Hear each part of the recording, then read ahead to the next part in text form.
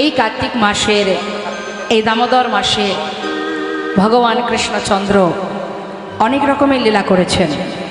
তিনি দামোদর লীলা করেছেন, তারপর সকল গোপীর মনস্কামনা পূর্ণ করেছিলেন।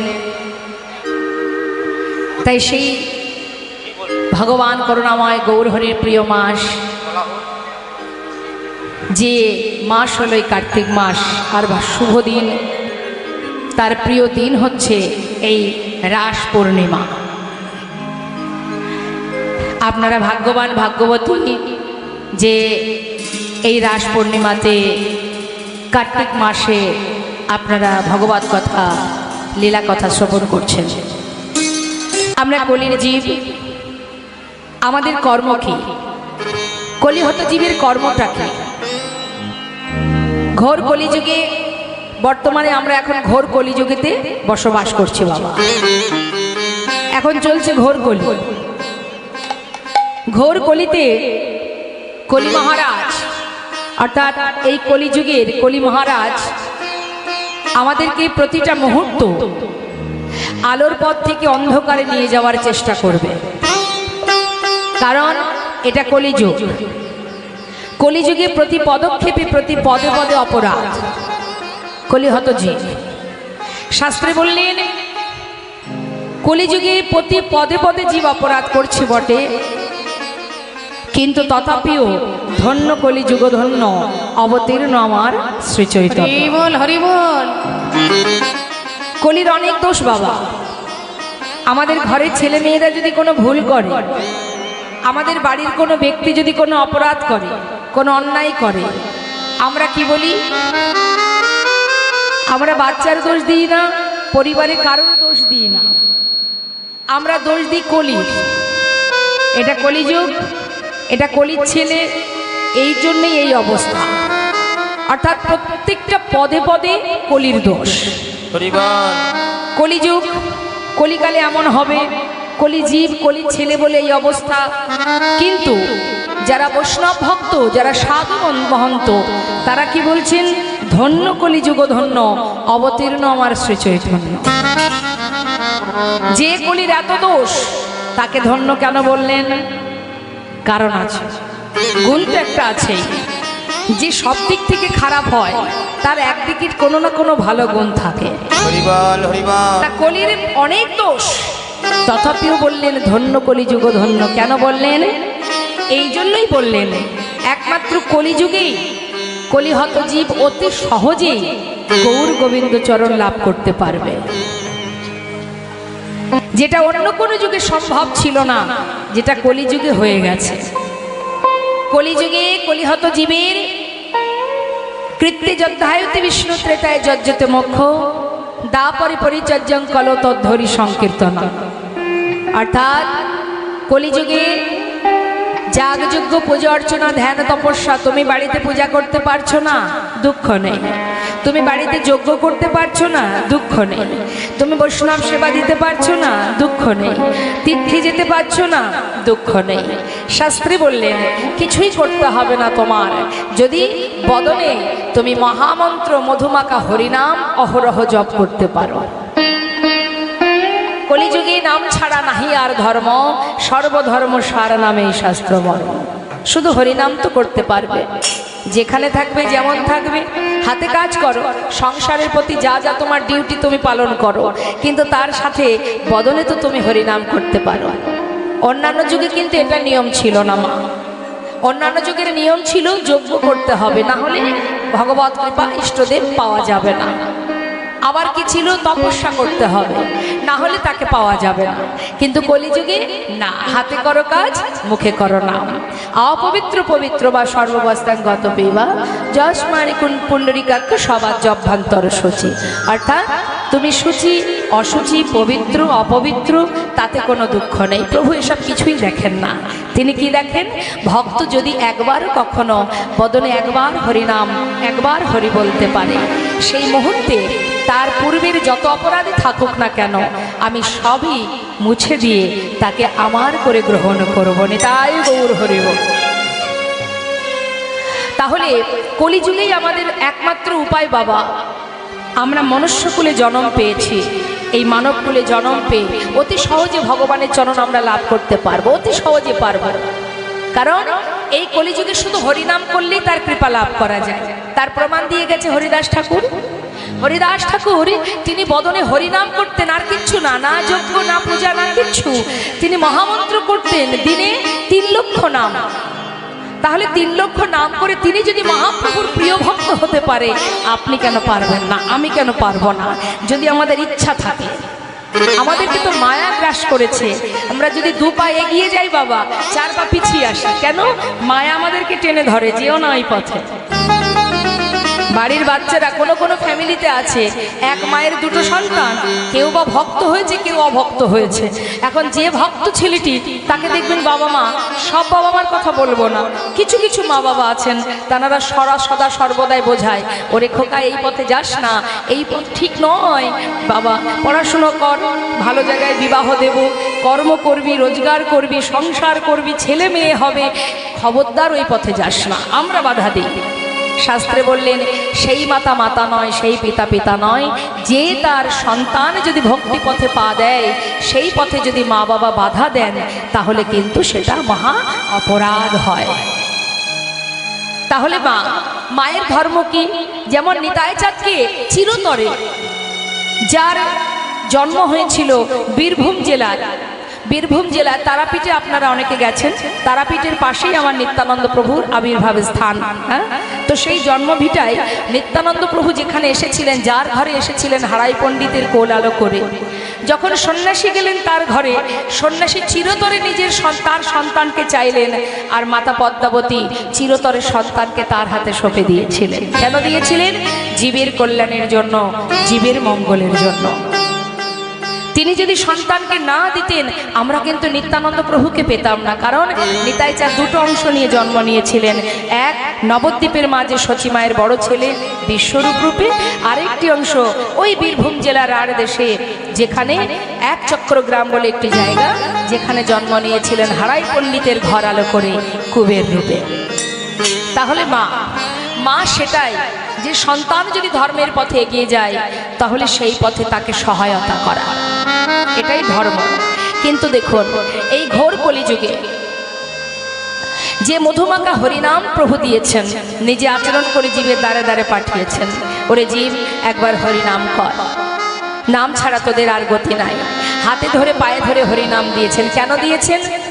মা বাবা যেমন সন্তানের সদা সর্বদাই কল্যাণ কামনা করে, যিনি আমাদের বিশ্বপিতা, তিনিও চান তার সন্তান যেন ভালো থাকে।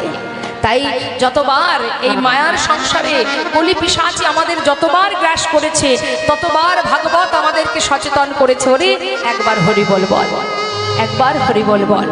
জগায় মাথায়কে যখন আঘাত, হরিবল বলতে বললেন, জগায় মাথায় কলসির কানা, মদের ভাণ্ডের কলসির কানা ভেঙে দিলেন নিতাই চাঁদের কপালে। তথাপিও প্রভু বলেছিলেন, মেরেছিস কলসির কানা, তাই বলে কি নাম দেব না? হরিবল হরিবল। কেমন দয়াল দেখুন মা, সেই করুণাময় প্রেমময় দয়াল গৌর হরিকে আমরা পেয়েছি, কলিযুগে পেয়েছি। কলির যত অপরাধী হোক না কেন, কলির জীবের যত দোষী থাকুক না কেন, শাস্ত্রে বলছে, একবার কৃষ্ণ নামে যত পাপে হরে, জীবের সাধ্য নাই, জীবে তত পাপী করে। কলি জীবের সাধ্য নাই, তত পাপী করে। হেন কৃষ্ণ নামে জীবি লয় বহুবা, তথাপি না হয় প্রেম, না বাহে অশ্রুধা, জানিবে সেই হৃদয় অপরাধ ছয় প্রচুর, কৃষ্ণ প্রেমে বীজ তাতে না হয় ওগো না হয় অঙ্ক। কথাগুলো গভীরভাবে বুঝতে হবে। একবার কৃষ্ণ নামে যত পাপ হরে, জীবের সাধ্য নেই জীব তত পাপ করে। কত সুন্দর কথা। একবার যদি ডাকার মতো ডাকা যায়, জীবের সাধ্য নেই, জীব যত পাপই করুক না কেন, একবার যদি আত্মনাদ করে যদি ভালোবাসতে পারো, ডাকতে পারো, এক ডাকে যদি তার কানে একবার পৌঁছায়, তোমার জীবনের সমস্ত পাপ থেকে তুমি মুক্ত লাভ করবে। এই জগতে অনেক মানুষ আছে বাবা, তারা হয়তো কখনো না কোনো সময় ভুল ভ্রান্তি করেছে। দেখবেন হঠাৎ করে সেই ব্যক্তি যদি একটু সাধু হয়ে যায়, এলাকাবাসী, গ্রামবাসী, আত্মীয় স্বজন তাকে নিয়ে নানাবিধ বক্তব্য পেশ করে। কি বলে? সারা জীবন এত পাপ করলো, সারা জীবন অন্যের মেরে খেয়েছে, অন্যের ক্ষতি করেছে, সারা জীবন একে এর সঙ্গে দুর্ব্যবহার করেছে, তার সঙ্গে হিংসা করেছে, পাপের পরে পাপ করে গেছে। এখন শেষ বয়সে এসে ভগবানের নাম করলে কি আর ভগবানের কৃপা হবে? নেতাই গৌর হরি। কি গো মা, অনেকে বলেন না, আরে হবে না, সারা জীবন অন্যায় করেছে, সারা জীবন কুকর্ম করে গেছে, ওর জীবনে ভগবান কৃপা করবে না। এ কথা কিন্তু ভুল। সারা জীবন অপরাধ করেও যদি তুমি একবার দেহ মন প্রাণ সঁপে দিয়ে তাকে ভালোবাসতে পারো, যদি তোমার একবার চেতনা চৈতন্য হয়, তুমি যদি বুঝতে পারো কি তোমার করণীয়, কি করছো তুমি, যদি সেই বিবেক দিয়ে, সেই চেতনা দিয়ে যদি তুমি তাকে ভালোবাসতে পারো, তার একটা প্রমাণ আপনাদের দিয়ে শুনুন, মন দিয়ে শুনবেন। সারা জীবন অপরাধ করে সে বৈকুণ্ঠে পৌঁছালেন। কে সে? পাপ করেছিল এত, তথাপিও তার বৈকুণ্ঠে জায়গা হলো কি করে? কি মা, প্রশ্ন তো জাগতেই পারে। অজামিল বলে একজন ছিলেন বাবা, ব্রাহ্মণ জাতি, নাম তার অজামিল। এই অজামিল সারা জীবন ডাকাতি করেছে, চুরি করেছে, খুন করেছে, আর এই চুরি ডাকাতি করেই তার সংসার চলতো। এখন লোমশ মুনি বলে এক মুনি, যার হয়েছিল শারীরিক ব্যাধি, আর সেই ব্যাধি সারানোর উপায় কি? দেবর্ষি নারদ বলেছিলেন, হে মুনিবর, আপনার রোগ ভালো হওয়ার উপায় একটা আছে। সেটা হলো, আপনি যদি এই জগতে কোনো এমন ব্যক্তি পান যে জাতিতে ব্রাহ্মণ, মানে উঁচু জাতি, কিন্তু তার স্বভাব নিচু প্রকৃতির, এমন কোনো পরিবার, ফ্যামিলি যদি আপনি পান, সেখান থেকে এক মুষ্টি চাল, তন্ডুল ভিক্ষা করে যদি নিয়ে এসে আপনি রান্না করে সেবা করেন, আপনার রোগ ভালো হয়ে যাবে।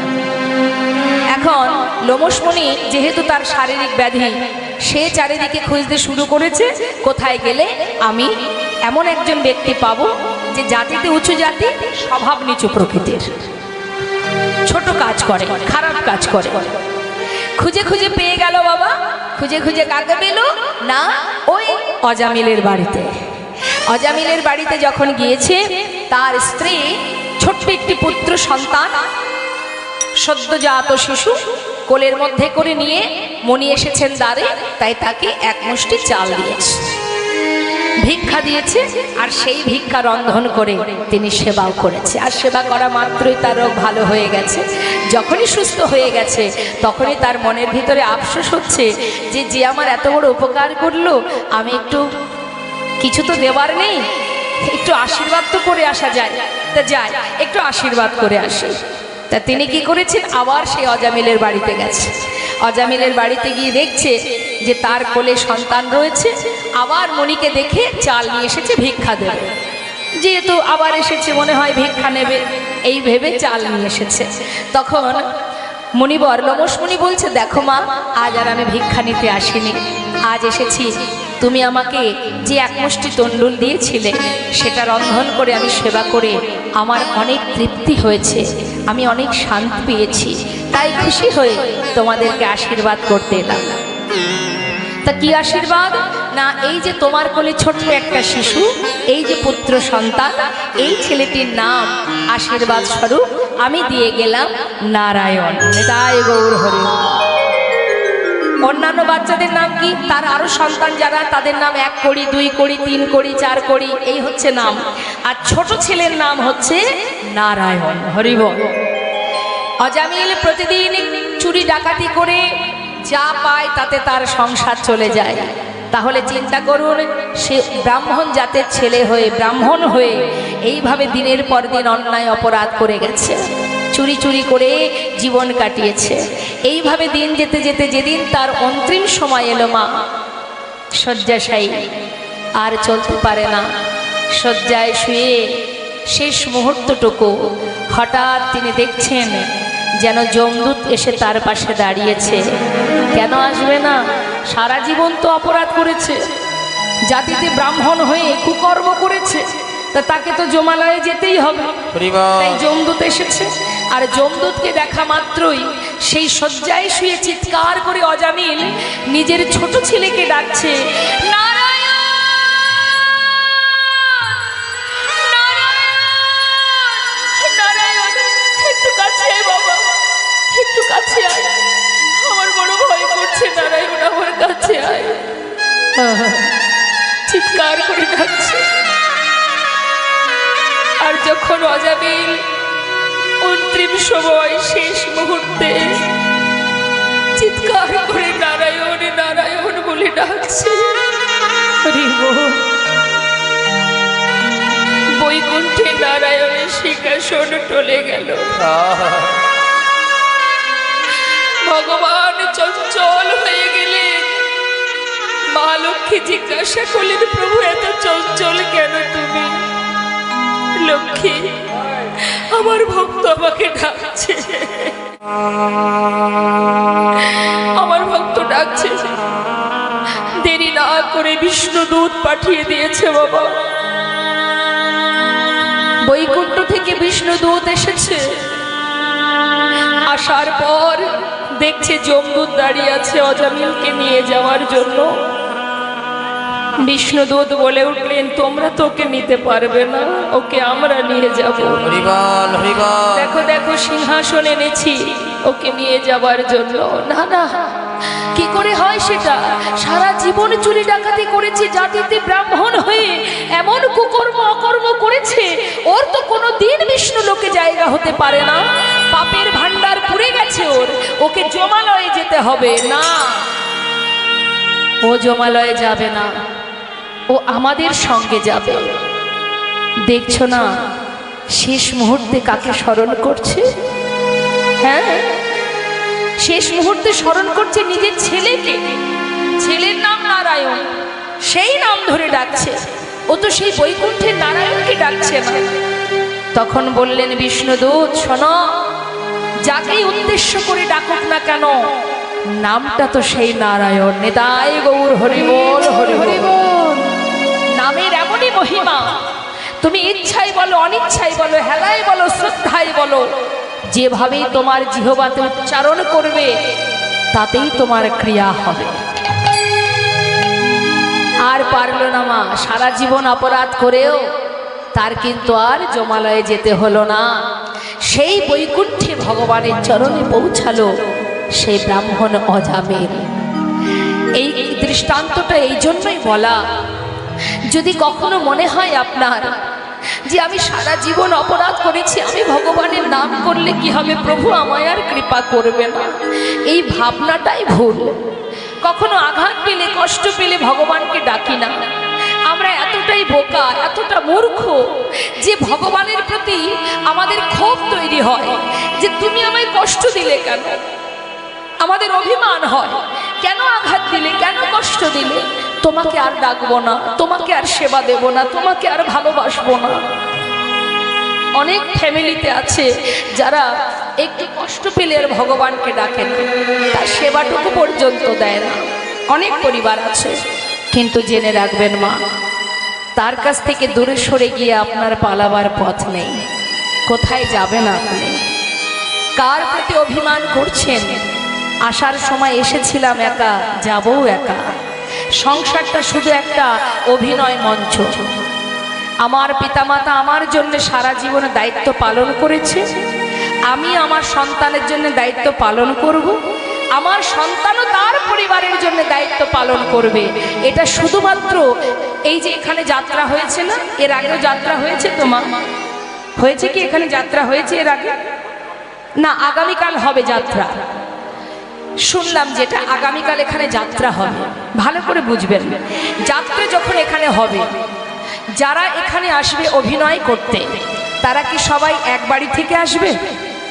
না, বিভিন্ন জায়গা থেকে বিভিন্ন মানুষ একত্রিত হয়ে একটা সুন্দর অভিনয়ের মধ্যে একটা পরিবার তৈরি করে, কেউ রাজা, কেউ রানী, কেউ দাস, কেউ দাসী, কেউ মা, কেউ বাবা, এটাই, তাই তো? তাহলে 3 ঘন্টা সেই যাত্রা যখন হয় মা, পরিবারটা এক হয়ে যায়। যাত্রা শেষ হয়ে গেলে সবাই আপন ঘরে চলে যায়, তাই তো? তাহলে আমাদের সংসারটাও তাই, সংসারটাও তাই। সংসারে আমরা কিন্তু একসাথে কেউ আসিনি, সবাই আলাদা আলাদা এসেছি, এসে একটা পরিবার তৈরি করেছি।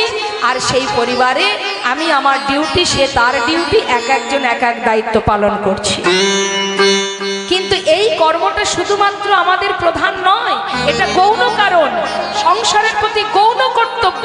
আর মুখ্য কারণ হলো মনুষ্যকুলে জন্ম পেয়ে যদি এই জন্মে ভগবানকে ভালোবাসতে না পারি, তাহলে আবার আমাদের পিশাচ কুলে, পক্ষী কুলে, বৃক্ষ কুলে, কীট কুলে আমাদের জন্ম নিতে হবে। চিন্তা করুন, এগুলো চিন্তা করতে হবে, ভাবতে হবে। এখনো সময় আছে, এই সময় যদি তোমরা হরিভক্তি করতে পারো, ভগবানকে ভালোবাসতে পারো, প্রভুর নাম করতে পারো, তাহলে এ জন্মে তুমি আবার মনুষ্যকুলে জন্ম পাবে। যদি তুমি এ জন্মে ভগবানের ভক্ত হতে পারো, আবার মানব জন্ম পাবে। কিন্তু তুমি যদি ভালোবাসতে না পারো, তাহলে তোমাকে ওই 80 লক্ষ জনই কীট পতঙ্গ হতে হবে। আর ওই কীটকুলে, পশুকুলে, বৃক্ষকুলে যখন জন্ম পাবো মা, তখন আমাদের উদ্ধার করবে কে? বৃক্ষকুল, হিংস্র বাঘ ভাল্লুক যদি হতে হয়, যদি পিশাচ কুলে জন্ম পেতে হয়, নিকৃষ্ট কুলে জন্ম পেতে হয়, তখন আমাদের কে উদ্ধার করবে? আর তো পারবো না উদ্ধার হতে। তাই উদ্ধার হওয়ার পথ হচ্ছে এই মানব জন্ম। যদি কোনো ভাগ্যবান ভাগ্যবতী গুরুচরণ আশ্রয় করতে পারে আর নিজেকে চিনতে পারে, আমি কে, আমার কেন মরে যারে তো পত্র, ইহা না জানে জীবের কইছে হিত হয়। একবার যদি বুঝতে পারো হে জীব, এই সময় নয়, যেতে তো সবাইকে হবে। যদি গোবিন্দ চরণে পৌঁছাতে না পারি, তাহলে এই পৃথিবীতে এই ত্রিতাপ জ্বালার মধ্যে আমাদের আবার জর্জরিত হতে হবে। এখনো সময় আছে, এখনো হরি বলো। রাজা পরীক্ষিত 7 দিন 7 রাত ভাগবত শুনে যদি ভগবত কৃপা লাভ করতে পারে, তাহলে তুমি কেন পারবে না? আমরা তো জানি না বাবা, এখন সময় আছে। এখন যদি বলতে না পারি, কিছুক্ষণ পরে যদি আমি চলে যাই, আমরা তো বলতে পারবো না, কথা দিতে পারবো না, আমরা কেউ গ্যারান্টি দিতে পারবো না যে এখন বেঁচে আছি আর একটু পরেও বেঁচে থাকবো। পারবো বলতে? কেউ বলতে পারবো না। তাহলে সময় গেলে তো আর পাওয়া যায় না। লালন ফকির বলেছিলেন, ওরে সময় গেলে সাধন হবে না রে, যা করবি সময় থাকতে কর। সময় করিয়া পত্রী ধরিয়া যেবা চলে দ্রুত গতি, সময়ের শেষে অনাশেষে যেন চলে যায় আপন বাসতে।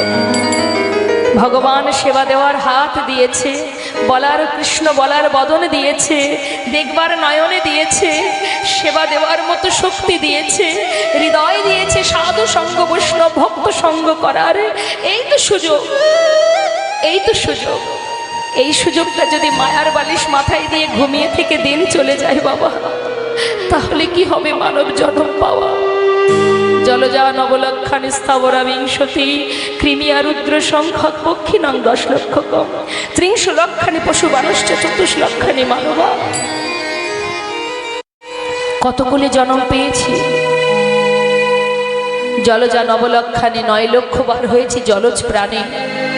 স্থাবরা বিংশতি অর্থাৎ এই যে বৃক্ষকুল দেখতে পাচ্ছেন, যত জগতে বৃক্ষ আছে, এই বৃক্ষকুলে জন্ম পেয়েছি 20 লক্ষ বার। এই 20 লক্ষ বার বৃক্ষকুলের শেষ জন্ম হলো তুলসী জন্ম। যেদিন তুলসী পত্র ভগবানের চরণে নিবেদন হলো, যেদিন তুলসী পাতা ভোগের থালায় দিয়ে গোবিন্দায় নমো বলে নিবেদন করলো, সেদিন আমরা বৃক্ষকুল থেকে মুক্তি পেলাম। পাঠিয়ে দিল কৃমিকীট কুলে 11 লক্ষ বার কৃমিকীট, যার মধ্যে শেষ জন্ম হলো বজ্রকীট। আবার সেখান থেকে পাঠিয়ে দিল পক্ষীকুলে, পাখিকুলের শেষ জন্ম হলো ময়ূর জন্ম। যে জন্মে পাওয়ার পর ভগবানের সেবায় লাগেছিলাম, ময়ূর পুচ্ছ দিয়ে পাখা তৈরি করে ভগবানের বাতাস করলো, সেদিন থেকে আমরা পাখি